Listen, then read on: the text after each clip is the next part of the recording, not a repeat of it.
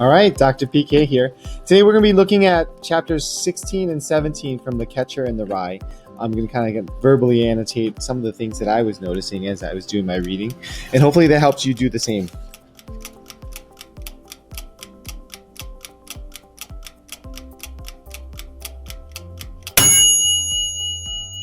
A lot of things that happen in the chapter really, in my opinion, the last couple chapters really deal with innocence of childhood. And the inability to communicate. So as Holden gets older, he's going to continue to struggle with communicating with different people. And he's going to struggle with letting go of his childhood world and moving on and transitioning to the next world. And you're going to see he's a little bit awkward about it. And it kind of speaks to that misfit quality that he has. And it speaks to a little bit of just kind of like the anti-hero qualities that he has that we see in some of our sitcoms that we like to laugh at. And again, just have to laugh at Holden a little bit. So chapter 16 starts out, and we see a first reference to the actual title of the story. And you see him watching this kid as he's kind of in the street, walking along, whistling, and his parents aren't paying attention to him. Now remember, Holden wants to be this protector character. He wants to be this hero, not an anti-hero. He wants to be this hero that kind of protects other people. And he sees this kid walking in the street and his parents aren't paying any attention to him. He's whistling this "If a Body Catch a Body Coming Through the Rye" song. And so kind of it's the first reference. It made me feel better. And so again, he likes associating with youth. He likes kids. And he's a lot sweeter when he talks about them versus when he talks about people as he gets into the grown-up world, right? So as things get older, he feels like there's a loss of innocence. But when he talks about kids, there's a sweetness that he talks about. He starts to also have this notion of wanting to call up Jane, again, somebody from his childhood world.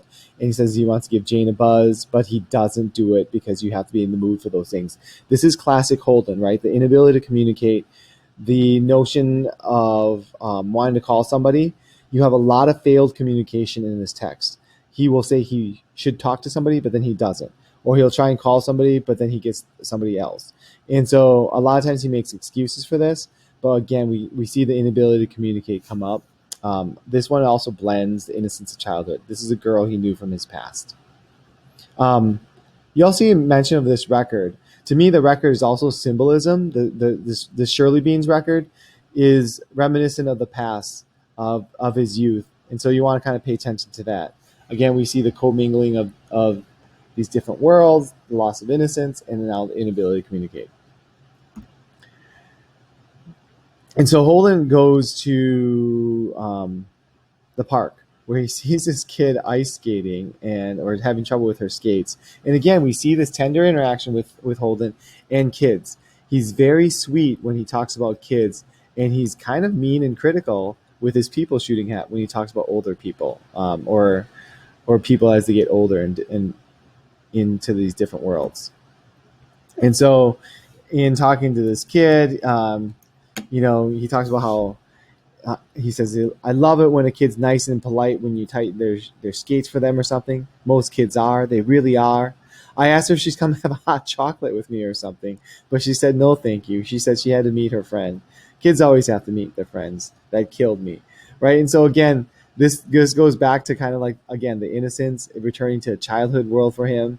He says he hasn't touched these skate keys in a while. So in any case, just the way he talks about kids and the return to innocence. All right. I think at some point in time, he also helps some kid out on a teeter-totter, and there's just kind of this tender, funny moment. Then he talks about going to this museum, and the museum is actually an important kind of symbolic place, because what happens in the museum besides people visiting it? Nothing. Everything in the museum stays the same. And so when we talk about Holden and Holden's struggles, remember his brother died, and so I think he kind of gets a little bit fixated on the past. And in the whole story is this notion of what happens in the past. In fact, if you look at the story, it's told in a flashback mode, right? So he's revisiting something that happened in the past as he's telling us from the very first page. And I think the the fancy term is to call it a frame story. But really, it's just him talking to someone, presumably at this point, the reader, telling us about the stuff that happened, and he goes back to and revisits the past. The museum is the same thing, right? The museum is the past where you see things, and you go back a year later, and they're still the same. You go back 2 years later, and they're still the same. You go back 3 years later, and they're still the same, unless, of course, they've changed the exhibit. And so he talks about this squaw, this Eskimo, and he'll still be there when he goes back, right? And so, again, things don't change, and Holden kind of doesn't want them to change, because if things didn't change, his brother might still be alive. Again, we wanted to get to the mental health aspects of this book. Really, we're looking at trauma. And he says, the only thing that would be different would be you.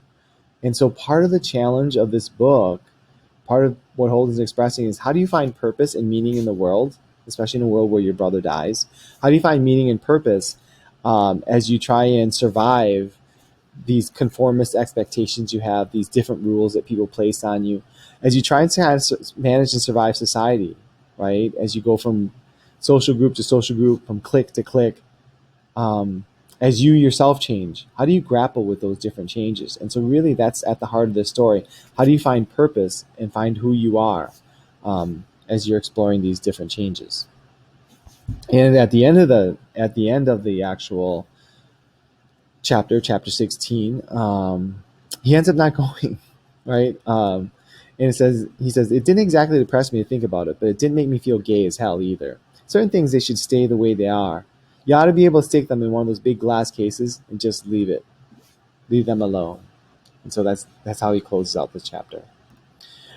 The next chapter is kind of a fun chapter, and I think that this next chapter is a pivotal chapter. It's chapter 17, where he finally kind of spills the beans to someone and talks about what's going wrong with him. And he happens to do it on a date. Again, these social rules, there's this awkwardness to him. And he goes on a date with somebody from his past. Again, we're looking back to the past. And on this date, he starts out by making out with a girl in the taxi cab, and he damn near fell, right? So we see this falling motif come up over and over again.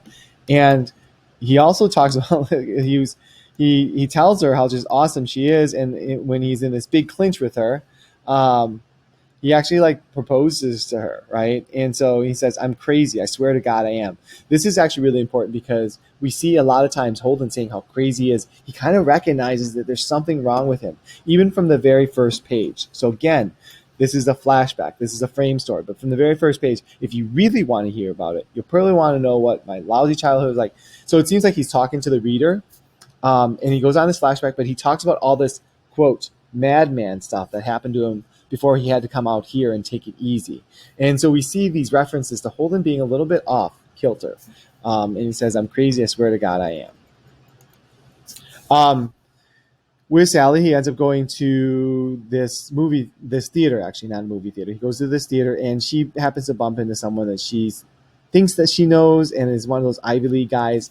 Again, the kids that walk in the straight line, the kids that seem to know where they're going, and he represents that. He represents the conformity. He represents the people that have a purpose and a direction in life. And Holden, being the misfit anti-hero character, represents the people that don't know. And so you see the kind of this moment where Sally seemingly is interested in this other guy. Holden gets a little jealous, of course. And so he says something sarcastic, as is his case.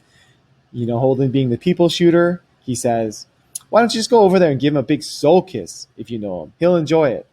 And she got sore when I said that, right? So Holden's sarcasm, his defense mechanisms. And so she bumps into this guy. Holden gets jealous. All right. But then later on, they go ice skating, and he says to her, this is where he kind of just reveals everything in this chapter. And this is kind of important. He says, did you ever get fed up? I mean, did you ever get scared that everything was going to go lousy unless you did something? I mean, do you like school and all that stuff? Oh, it's a terrific bore. I mean, do you hate it? I know it's a terrific bore, but do you hate it is what I mean. Well, I don't exactly hate it. You always have to, well, I hate it. Boy, do I hate it. But it's not just that. I hate everything. I hate living in New York and taxi cabs and Madison Avenue buses with the drivers and all yelling at you to get out the rear, and being introduced to phony guys that call the Lunch Angels, and going up and down elevators when all you want to do is go outside.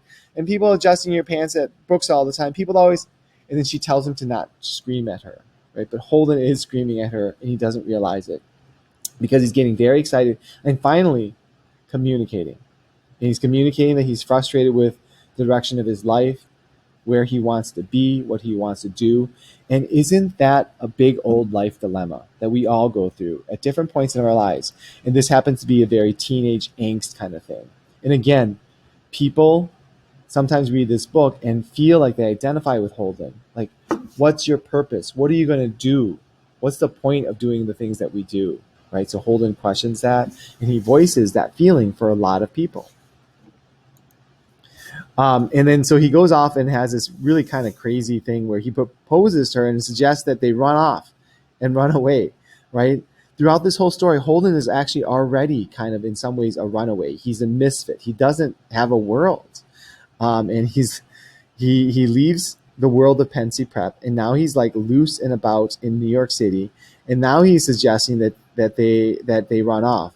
And he has this idea that he's going to borrow a car from a guy that owes him $10. So again, we see this weird trade-off for Holden. Like, this guy owes him money, so then he thinks the guy should loan him his whole car, and then they're going to run away. And then somehow when the dough runs out, I could get a job somewhere, and we could live somewhere with a Brooke, and later on we can get married or something. So Holden has these very fanciful ideas, a little bit crazy and wild. And again, it speaks a little bit to his unraveling, but it also speaks a little bit to kind of how maybe like the loss of innocence and the alienation from different worlds, right? This, as you get older, you kind of have these, as you get older, you're old enough to have these crazy, fanciful ideas where you think your ideas are absolutely right, but maybe what if you're wrong, right? And also trying to, when you don't have a purpose, when you don't have a direction, and everybody else seems to have one, you start to meander and make up these kind of wild, wacky suppositions. That's what we have with Holden. And so this is the chapter where he kind of finally spills the beans and tells about his frustrations with the world, with his life, and with trying to find purpose and meaning in the world. And so I think this is a pretty pivotal chapter, chapter 17. All right. So this has been Dr. PK. Hope this helps you kind of understand a little bit about chapter 16 and chapter 17 as we continue exploring Holden's journey through New York City. All right.